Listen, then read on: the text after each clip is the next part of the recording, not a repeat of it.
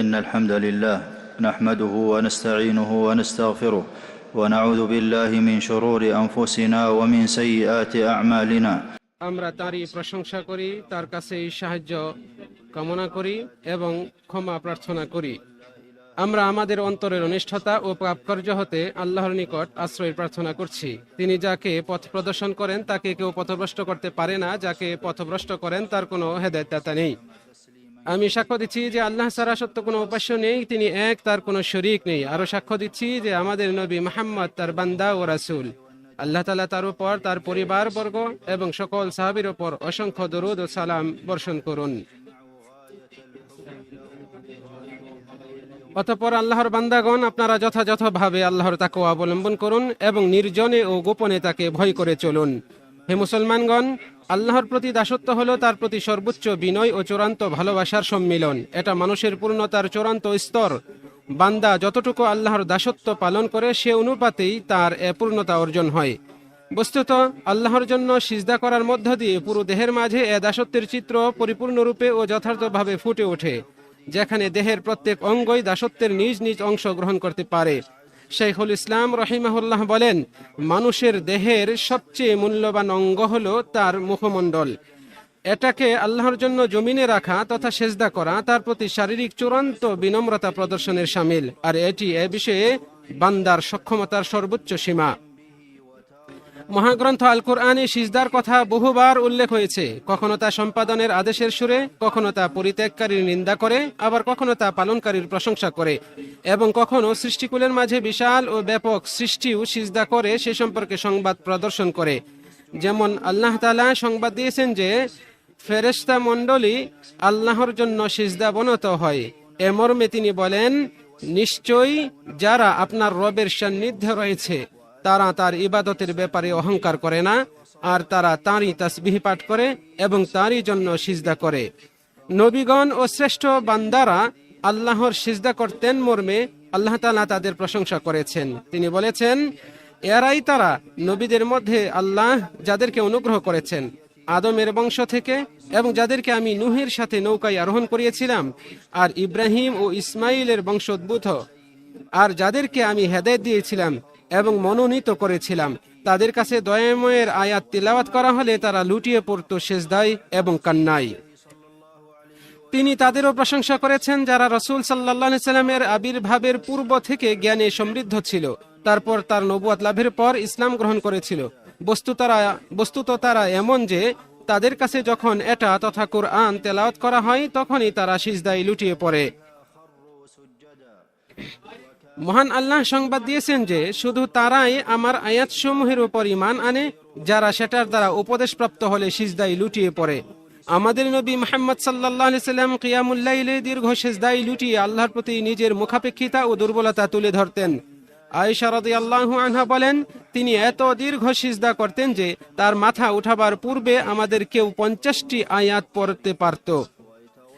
সহিহ বুখারীতে রয়েছে হাদিসটি। তিনি সিজদার মাধ্যমে আল্লাহর নিকট ওসিলা গ্রহণ করতেন এবং বলতেন, আল্লাহুম্মা লাকা সাজাদত ওয়া বিকা আমানত ওয়া লাকা আসলামত সাজাদা ওয়াজহিয়া লিল্লাযী খালাকাহু ওয়া সাওয়ারাহু ওয়া শাক্কা সামআহু ওয়া বাসারাহু তাবারাকাল্লাহু আহসানুল খালিকিন।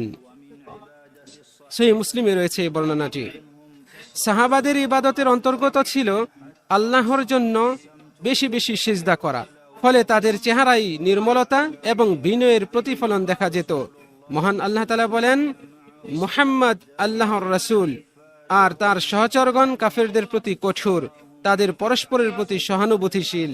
আল্লাহর অনুগ্রহ ও সন্তুষ্টি কামনায় আপনি তাদেরকে রুকু ও সেজদায় অবনত দেখবেন। তাদের লক্ষণ তাদের মুখমণ্ডলে সেজদার প্রভাবে পরিস্ফুটিত। মানব ও জিন জাতির সকলকেই আল্লাহ তাআলা তাঁর প্রতি সিজদা করার আদেশ করেছেন। তিনি বলেছেন, অতএব তোমরা আল্লাহকে সিজদা করো এবং ইবাদত করো। যারা তার জন্য সিজদা করে না তিনি তাদের নিন্দা করে বলেছেন, অতঃপর তাদের কি হলো যে তারা ঈমান আনে না, আর যখন তাদের কাছে কোরআন পাঠ করা হয় তখন তারা সিজদা করে না। সুলাইমান আলাইহিস সালামের নিকট হুদহুদ সেসব লোকদের সমালোচনা করেছে যারা আল্লাহর সিজদা করত না। শয়তান বাধা দিয়ে রেখেছে এজন্য যে তারা যেন সিজদা না করে আল্লাহর, যিনি আসমানসমূহ জমিনের লুক্কায়িত বস্তুকে বের করে আনেন, আর যিনি জানেন যা তোমরা গোপন করো এবং যা তোমরা ব্যক্ত করো। আল্লাহর নিকট সবচেয়ে প্রিয় আমল হলো সালাত, আর সিজদা হলো এ আমলের শ্রেষ্ঠ কর্ম। এটা ব্যতীত এক রাকাতে সালাতের অন্য কোনো রুকুনই দুইবার পালন করা হয় না। সিজদাতেই জমিন দেহের অঙ্গ প্রত্যঙ্গকে সবচেয়ে বেশি স্পর্শ করে, যা সালাতের অন্য সব কর্মের তুলনায় বেশি, কারণ বান্দা 7টি অঙ্গ দিয়েই সিজদা করে থাকে। সালাত সম্পাদনের স্থানগুলোরও নামকরণ করা হয়েছে এ শব্দ থেকে, আর তাই উক্ত স্থানকে মসজিদ বলা হয়। ইবনুল কাইয়িম রাহিমাহুল্লাহ বলেন, সিজদা হলো সালাতের রহস্য, এর শ্রেষ্ঠ রুকন ও রাকাতের সমাপ্তি, আর এর আগের রুকনগুলো এর জন্য প্রারম্ভিকা স্বরূপ। যেহেতু সিজদা হলো আল্লাহর প্রতি বিনয় ও আনুগত্য প্রকাশের সর্বোচ্চ স্তর, সেহেতু তা আল্লাহর নিকট অধিক নৈকট্য দানকারী। মহান আল্লাহ বলেন, আর আপনি সিজদা করুন এবং নিকটবর্তী হন। এখানে সিজদা ইদুয়াতে সাধনা করতে আদেশ করা হয়েছে, কারণ সে তখন সারা প্রদানকারী ও সন্নিকট আল্লাহর কাছাকাছি অবস্থান করে। নবী সাল্লাল্লাহু আলাইহি সাল্লাম বলেছেন, বান্দা সিজদা অবস্থায় তার রবের অতি নিকটবর্তী হয়, কাজেই তোমরা তখন বেশি বেশি দোয়া করো। সহিহ মুসলিমের রিওয়ায়াত। সিজদা হচ্ছে রবের দরবারে মিনতি করা, বিনম্রতা প্রকাশ করা এবং তার মহত্বের সামনে নিজেকে অবনমন করা। এটা উচ্চ মর্যাদা লাভ ও গুনাহ মোচনের মাধ্যম। নবী সাল্লাল্লাহু আলাইহি সাল্লাম বলেছেন, তোমার উচিত আল্লাহর জন্য বেশি বেশি সিজদা করা, কেননা তুমি আল্লাহর জন্য একটি সিজদা করলে বিনিময়ে আল্লাহ তোমার একটি মর্যাদা বৃদ্ধি করবেন ও একটি গুনাহ মোচন করবেন। এই হাদিসটি সহিহ মুসলিমে রয়েছে। যখন বিপদ ঘনিয়ে আসে এবং দুশ্চিন্তায় বুক সংকীর্ণ হয়ে যায়, তখন সিজদা এটাকে দূর করে দেয়। যখন নবী সাল্লাল্লাহু আলাইহি সাল্লামকে মিথ্যা প্রতিপন্ন করা হলো, তার বুক সংকীর্ণ হয়ে গিয়েছিল, চরম দুর্দশা তাকে ছেয়ে নিয়েছিল। এমত অবস্থায় আল্লাহ তাআলা তাকে তাসবিহ পাঠ ও সিজদার মাধ্যমে সে রবের দ্বারস্থ হতে আদেশ করে বললেন, আর আমি জানি তারা যা বলে তাতে আপনার অন্তর সংকুচিত হয়, কাজেই আপনি আপনার রবের সপ্রশংসিত পবিত্রতা ও মহিমা ঘোষণা করুন এবং আপনি সিজদাকারীদের অন্তর্ভুক্ত হন। সিজদার মাধ্যমে শয়তানকে রাগান্বিত ও চিন্তিত করা হয়, যেহেতু সে মুমিনদেরকে সে রবের প্রতি সাড়া দিতে ও তার দাসত্ব করতে দেখে। নবী সাল্লাল্লাহু আলাইহি সাল্লাম বলেছেন, বনি আদম যখন সিজদার আয়াত তেলাওয়াত করে সিজদায় যায়, তখন শয়তান কাঁদতে কাঁদতে দূরে সরে পড়ে এবং বলতে থাকে, হায় দুর্ভাগ্য, বনি আদম সিজদার জন্য আদিষ্ট হলো, তারপর সে সিজদা করলো এবং এর বিনিময়ে তার জন্য জান্নাত, আর আমাকে সিজদার জন্য আদেশ করা হলো, কিন্তু আমি তা অস্বীকার করলাম, ফলে আমার জন্য জাহান্নাম। মুসলিম শরীফের হাদিস। শেষ জামানা পর্যন্ত সিজদা মহৎ হিসেবেই অবশিষ্ট থাকবে। নবী সাল্লাল্লাহু আলাইহি ওয়াসাল্লাম বলেছেন, তখন সম্পদের স্রোত বয়ে চলবে, এমনকি কেউ তা গ্রহণ করতে চাইবে না। এই সময় আল্লাহকে একটি সিজদা করা সমগ্র দুনিয়া এবং এর মধ্যকার সমস্ত কিছু থেকে বেশি মূল্যবান বলে গণ্য হবে। সহিহ বুখারী ও মুসলিম শরীফের হাদিস। হাশরের ময়দানে যখন মানুষের উপর সাংঘাতিক বিপদ নেমে আসবে, তখন তারা এমন ব্যক্তির অনুসন্ধান করবে যিনি রবের নিকট তাদের জন্য সুপারিশ করবেন, যেন তাদের কষ্ট দূরীভূত হয়। এমনকি অবশেষে যখন তারা নবী সাল্লাল্লাহু আলাইহি সাল্লামের নিকট আসবে, যেন তিনি রবের নিকট বান্দাদের মাঝে চূড়ান্ত ফয়সালা করার জন্য সুপারিশ করেন। এ মর্মে নবী সাল্লাল্লাহু আলাইহি সাল্লাম বলেন, তারপর আমি আমার রবের নিকট যাব ও অনুমতি চাইব, ফলে আমাকে অনুমতি দেয়া হবে। অতঃপর আমি আমার প্রতিপালককে যখন দেখতে পাব, তখন আমি তার সামনে সিজদায় পড়ে যাব, আর আল্লাহ তার মর্জি অনুসারে যতক্ষণ আমাকে সেভাবেই রেখে দেবেন। তারপর আমাকে বলা হবে, হে মুহাম্মদ, মাথা উঠাও, যা চাওয়ার চাও দেয়া হবে, বলো শোনা হবে, সুপারিশ করো, তোমার সুপারিশ গ্রহণ করা হবে। তখন আমার প্রতিপালকের শিখি দেয়া প্রশংসা রাজি দ্বারা আমি তার প্রশংসা করব, তারপর আমি শাফাআত করব। সহিহ বুখারী ও মুসলিমের হাদিস। আর এটি তথা সিজদা এমন একটি আলামত যার মাধ্যমে নবী সাল্লাল্লাহু আলাইহি ওয়াসাল্লাম কিয়ামতের দিন তার উম্মতকে চিনতে পারবেন। নবী সাল্লাল্লাহু আলাইহি ওয়াসাল্লাম বলেছেন, আমার উম্মতের প্রত্যেককেই আমি কিয়ামতের দিন চিনতে পারবো, কেননা কিয়ামতের দিন সিজদার কারণে আমার উম্মত উজ্জ্বল চেহারা বিশিষ্ট এবং ওযুর কারণে উজ্জ্বল হাত পা বিশিষ্ট হবে। মুসনাদে আহমদে রয়েছে হাদিসটি। এই সিজদাই পরকালে মুমিন ও মুনাফিকদের মাঝে পার্থক্যকারী আলামত হিসেবে প্রকাশ পাবে। ফলে কিয়ামতের মাঠে শুধুমাত্র তারাই আল্লাহর উদ্দেশ্যে সিজদা করতে সক্ষম হবে যারা দুনিয়াতে একনিষ্ঠভাবে আল্লাহকে সিজদা করেছে। মহান আল্লাহ তাআলা বলেন, ইয়াউমা ইউকশাফু আন সাকিন ওয়া ইউদআউনা ইলা সুজুদি ফালা ইস্তাতিউন স্মরণ করুন সেদিনের কথা, যেদিন পায়ের গোছা উন্মোচিত করা হবে, সেদিন তাদেরকে ডাকা হবে সিজদা করার জন্য, কিন্তু তারা সক্ষম হবে না।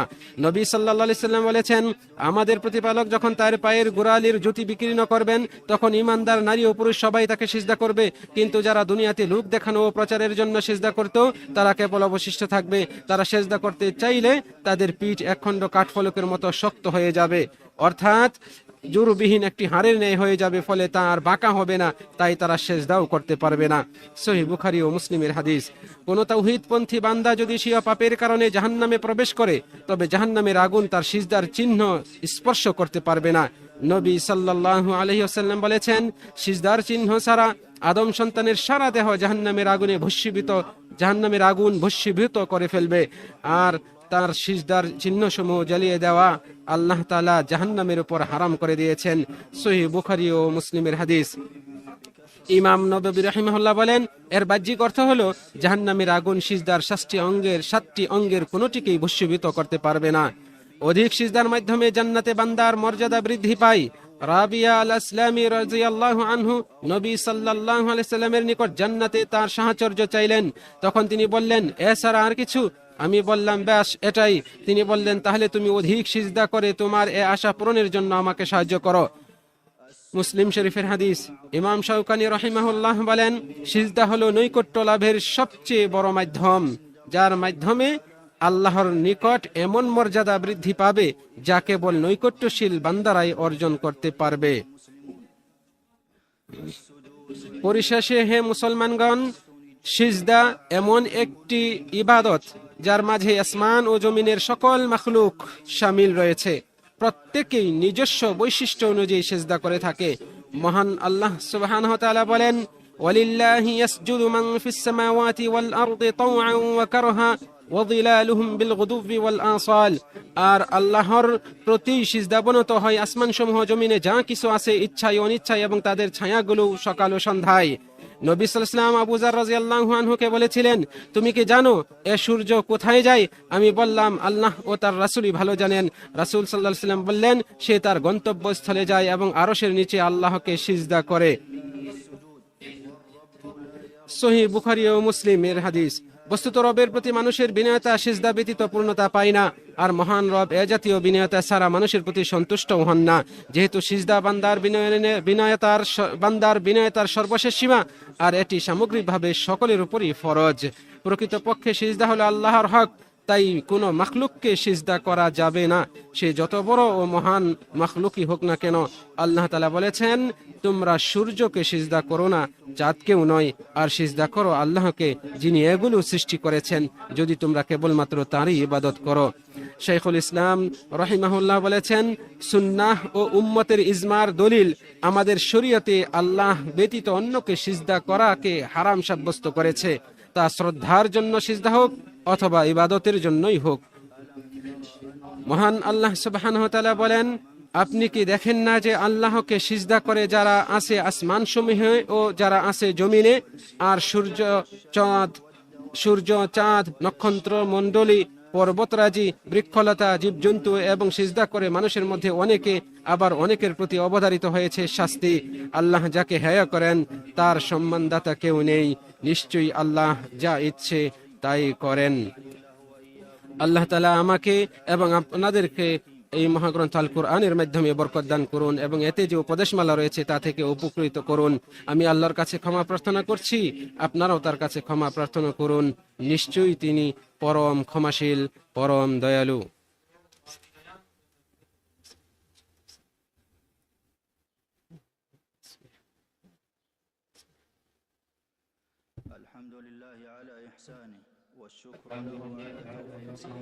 সমস্ত প্রশংসা আল্লাহর জন্য, তার ইহসানের কারণে। তারই শুকরিয়া আদায় করছি ভালো কাজের তৌফিক দান ও অনুগ্রহের জন্য। আমি সাক্ষ্য দিচ্ছি যে আল্লাহ ছাড়া সত্য কোনো উপাস্য নেই, তিনি এক, তার কোনো শরীক নেই, তার শানের প্রতি সম্মান বজায় রেখে। আরো সাক্ষ্য দিচ্ছি যে আমাদের নবী মুহাম্মদ তার বান্দা ও রাসূল।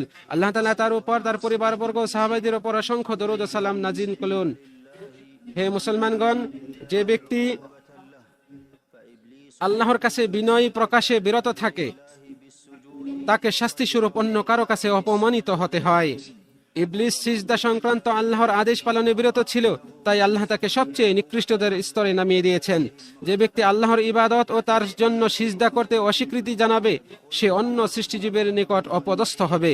আল্লাহ তাআলা এক জাতিকে আদেশ করলেন তারা যেন জনপদের দরজা দিয়ে নতশিরে প্রবেশ করে আর বলে ক্ষমা চাই, কিন্তু তারা তা মানেনি, তাই তিনি তাদের উপর শাস্তি ও গজব নাজিল করলেন। আল্লাহ তাআলা বলেন, কাজেই আমি জালিমদের প্রতি তাদের অবাধ্যতার কারণে আকাশ হতে শাস্তি নাজিল করলাম। যারা আল্লাহর নিকট অবনত ও বিনম্র হয় না, তাদেরকে তিনি জাহান্নামের হুমকি দিয়েছেন। আল্লাহ তাআলা বলেন, নিশ্চয়ই যারা অহংকার বশে আমার ইবাদত থেকে মুখ ফিরিয়ে নেয়, তারা অচিরেই জাহান্নামে প্রবেশ করবে লাঞ্ছিত হয়ে। অতঃপর আপনারা জেনে রাখুন যে আল্লাহ তাআলা আপনাদেরকে তার নবীর উপর দরুদ ও সালাম পেশ করতে নির্দেশ দিয়েছেন। তিনি আল কোরআনে বলেছেন, নিশ্চয়ই আল্লাহ নবীর প্রশংসা করেন এবং তার ফেরেশতাগণ নবীর জন্য দোয়া ইস্তেগফার করেন।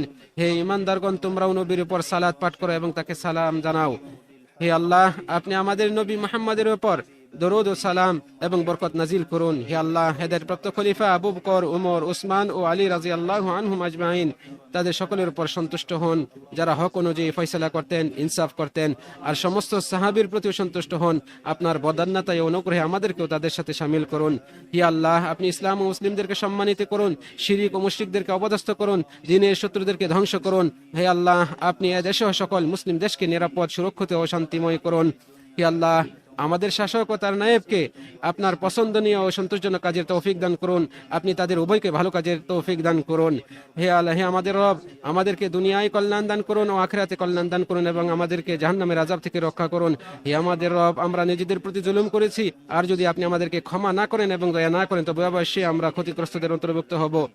ربنا ظلمنا أنفسنا وإن لم تغفر لنا وترحمنا لنكونن من الخاسرين يا الله হে আল্লাহ, আপনি সকল মুসলিম শাসকদেরকে আপনার কিতাব অনুযায়ী এবং শরীয়ত অনুযায়ী আমল করার এবং শরীয়ত বাস্তবায়ন করার তৌফিক দান করুন। আল্লাহর বান্দাগণ, নিশ্চয়ই আল্লাহ ন্যায়পরায়ণতা, সদাচরণ ও আত্মীয় স্বজনকে দানের নির্দেশ দেন এবং তিনি অশ্লীলতা, অসৎ কাজ ও সীমালঙ্ঘন থেকে নিষেধ করেন। তিনি তোমাদেরকে উপদেশ দেন যাতে তোমরা শিক্ষা গ্রহণ করো।